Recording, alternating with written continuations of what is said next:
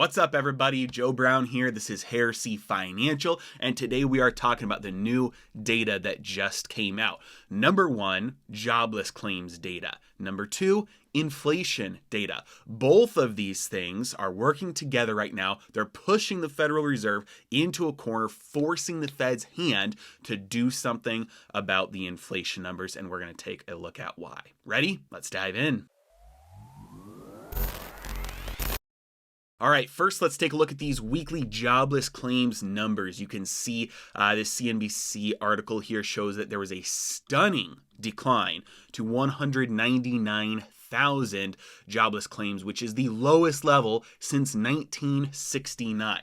Now, for anybody watching this data, believing this data, this looks like fantastic news, right? You know, people are getting back to work. People are not claiming, they're not submitting for unemployment anymore. Great news, right? And you can take a look at this graph here that they show. Take a look at this. Look at that, 199,000. I know this graph only goes back to the beginning of 2021. But that is the lowest reading since 1969. Now, here's where things get interesting. Why is it so low? Well, take a look here.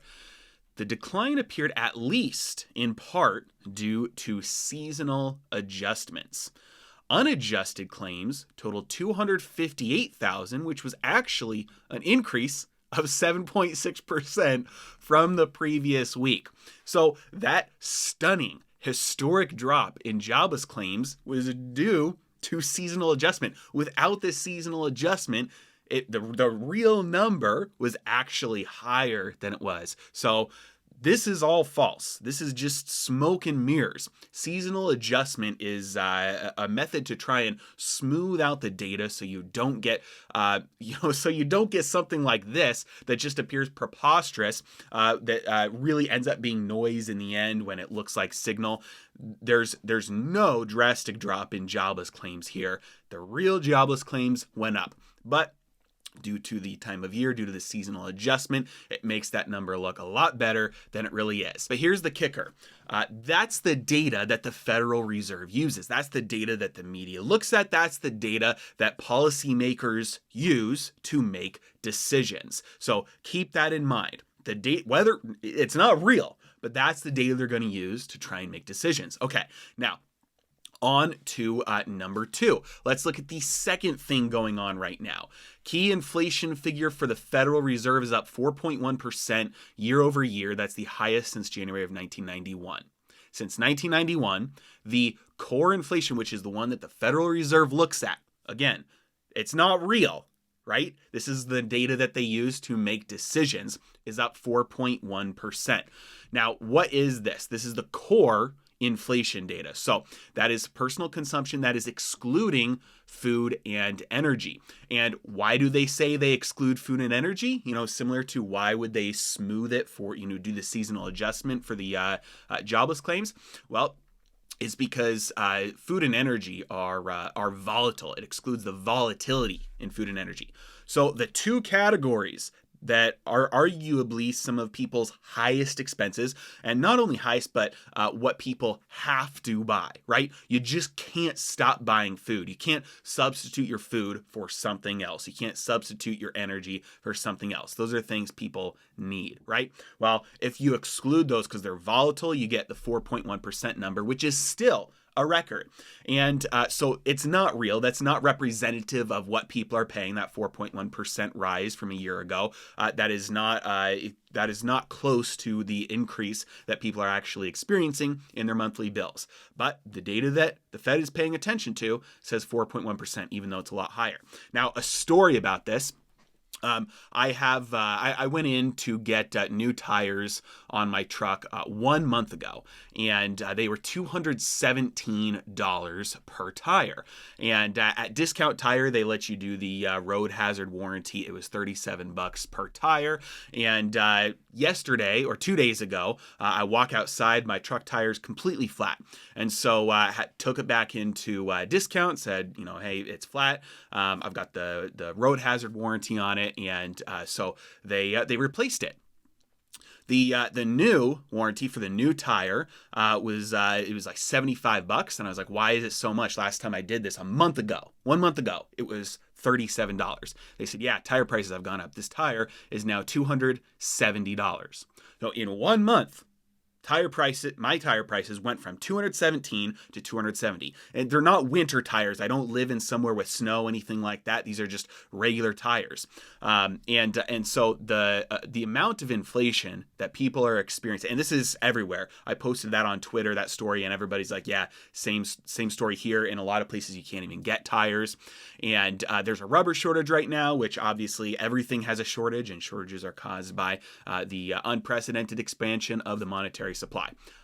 In any case, right now we are seeing the data that the Federal Reserve, that policymakers use to make decisions.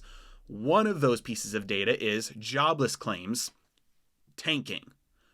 The other piece of data is inflation spiking. Now, ask yourself the question, answer this for me. What is the Federal Reserve's job? What do they do? That job is given to them by Congress. They have a mandate by law to do something that Congress told them to do. They operate under the sole discretion, under the allowance of Congress. That is two things. One of them is stable prices. The other one is maximum employment. That is their dual mandate by law. Now, it's been very clear. They've been very vocal over the last almost 2 years now that they are ignoring the inflation numbers in favor of trying to hit their maximum employment numbers. Well, number one, we have the jobless claims numbers.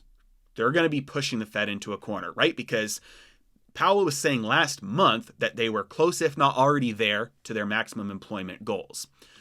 And lo and behold, if you ignore the inflation numbers and keep pumping money into the economy in hopes that it's going to put people back to work, you're going to get inflation numbers that are going to break decades-long records. And that's exactly what's happening. So they've been ignoring one of their legal mandates in favor of trying to help the other one. Now that one is arguably past due on, just focusing on that one, and the inflation numbers have probably at this point gotten away from them. And so we get to here where the recent Federal Reserve meeting minutes from November showed that members were concerned about inflation and they're willing to tighten policy if inflation continues to run hot, that they'd be willing to raise interest rates sooner than participants currently expected they would have to raise them. And so this is why I keep on saying, ignore the word minimum in their taper. The taper is on. They've stuck to the schedule over the last 15 months. They've actually done less than $120 billion per month, even though they've stated that that's their minimum. When they say they're going to be buying $15 billion less every month of assets, they're going to stick to that schedule, at least for now. And when they say that they're going to start raising interest rates sooner than expected, it's very possible, if inflation continues like this, that they actually do raise interest rates sooner than expected. Everybody's saying they can't taper, they can't raise interest rates. Well, they can. They can technically do anything they want. The question is how much before they change their mind again. And it is without a doubt that when you pump the amount of money they've pumped into the economy, when you have this unprecedented level of monetary expansion, you end up with misallocation of resources and malinvestments. And that rot is planted, that is put there by the easing, but it's not exposed until the tightening. And when the tightening starts, and it's starting now, eventually at some point you reveal the rot that was caused by the easing and a crisis gets sparked and they will have to reverse course. And once they stop tightening, once they go back to easing here, once they go back to buying more assets, once they drop interest rates and start buying bonds out to the end of the yield curve, I think that's when most people, the public, institutions, countries around the world, I think that's when they wake up to the fact that this is all a facade. It can never be undone. Central banks woke up years ago. They started dumping treasuries years ago. The Federal Reserve is now the largest holder of treasuries of all central banks combined. You add up the treasuries that all central banks in the world own combined, Federal Reserve owns more than them. That wasn't even the case 3 years ago. And so I think the rest of the world wakes up when they reverse course, when they start QE up again, when they start blowing up their balance sheet again as a result of another pop, when everybody realizes, hey, you can never stop buying assets, you can never stop pumping up the economy. It's all fake, it's all manipulated, it's all artificially held up, and people start selling at the artificially high prices in favor favor of things that are outside the system. So that is what I'm looking at right here, right now. And the data that continues to come out continues to reinforce the fact that the Federal Reserve is being pushed into a corner to tighten, even though they probably realize it's going to spark an event that will cause them to have to reverse course. As always, really appreciate you guys. Thank you so much for watching. Have a great day.